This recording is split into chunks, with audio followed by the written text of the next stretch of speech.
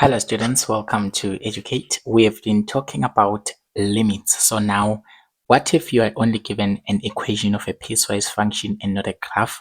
You have to determine whether the limit as x approaches 1 exists. This is a practice problem given by f of x given by two equations. It's a piecewise function, remember. It's 1 minus x squared if x is less or equal to 1, and is given by square root of x minus 1 if x is greater or equal to 1. So let's just do a bit of visualization. So first of all, here, for us to say that a limit exists, the right-handed limit must be equal to the left-handed limit. So this is the limit as x approaches a from the left must be equals to the limit as x approaches a from the right. So it means in this case we are trying to find if the limit as x approaches 1 exists. So it means that for this function we are going to try and look to see what is the limit as x approaches 1 from the left, what is the limit as x approaches 1 from the right, and we compare those limits. Are they equal? If they are not equal, then we can say that the limit does not exist, but if they are equal, the limit does exist.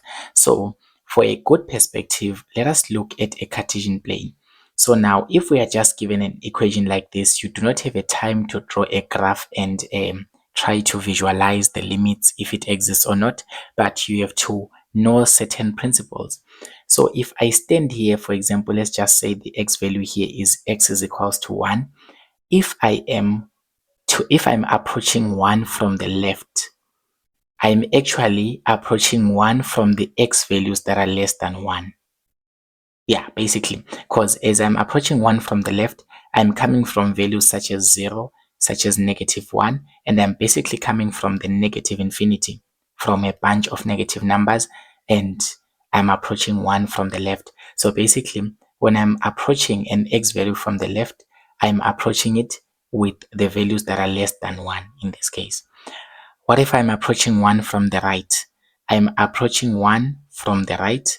It means that I'm approaching it from the values, from the x values that are greater than 1. For example, 2, 5, and all those values. Let's just say 2 here. So you can see that as I'm approaching 1 from the right, I'm coming from values that are greater than 1 in this case. So in a piecewise function, left represents smaller than, right represents greater than. I strongly recommend that you watch my video on piecewise functions because now I will be rolling and you need to understand how they work perfectly. So now here, if we are given this piecewise function is defined by the first equation as 1 minus x squared if x is less or equal to +1. And then it is further defined by the equation square root of x minus 1 if x is greater than 1. So now to be able to find the limit, remember that here we need to find the limit from the left and the limit from the right so that we can determine if it exists or not. So basically, we have to find the limit of f of x from the left of 1, right? We're approaching 1 from the left. So as we're approaching +1 from the left, it means we're approaching it from values that are less than 1. So are we going to use, which equation are we going to use to find our limit? Because remember, we have to just substitute 1 in one of these equations. In this case, can we use the first equation or the second equation?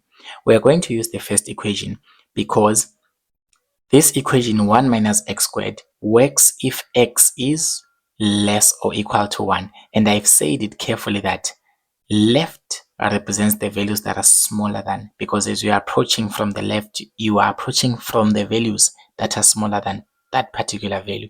In this case, when we are saying that we are using the equation 1 minus x squared to define f of x, when x is less than 1, it means that when we are taking values that are less than 1, which are the values that are found here, maybe at -1, 0, and all those other negative values, they are all less than 1. So we're going to use this equation to find our limit. So the limit of f of x as x approaches 1 from the left will be given by the limit as x approaches 1 from the left of which equation? Of 1 minus x squared. So where there is f of x, we're going to substitute 1 minus x squared because this is the suitable equation since this equation works if x is less than 1. Make sure that you watch my video on piecewise functions so that you understand the full context in my perspective of how this works. So here basically you're just going to substitute 1 where there is x. So this is just 1 minus, where there is x you put 1 squared. So 1 minus 1 squared is just equals to 0. So here the limit as x approaches 1 from the left of the function is equals to 0. So remember, the limit is the y value that is being approached as x approaches a certain x value. So in this case, as x approaches 1 from the left, the y value approached, which is our limiting value, it is 0. So this is 0. What about approaching 1 from the right? Because remember, we need to find both from the left and from the right.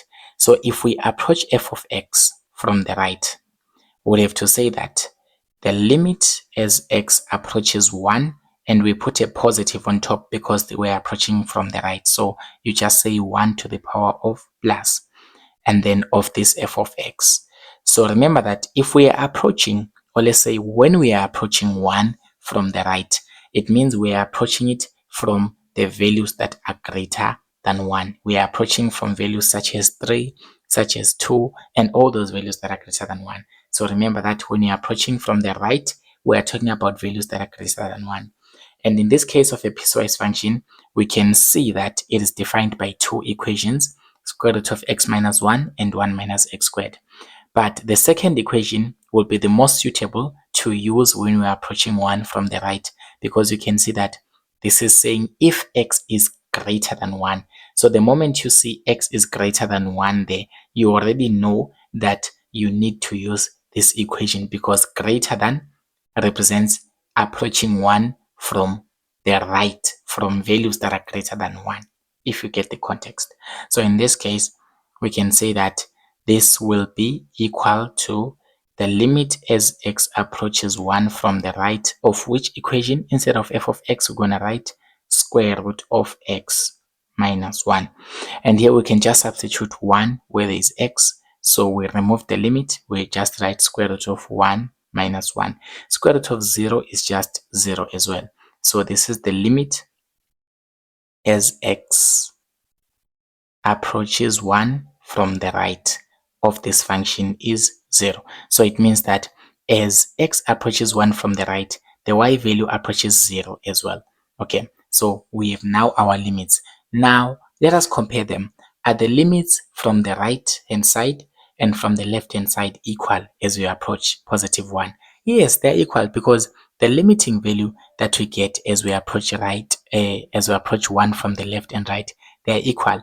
So therefore, we say that the limit exists.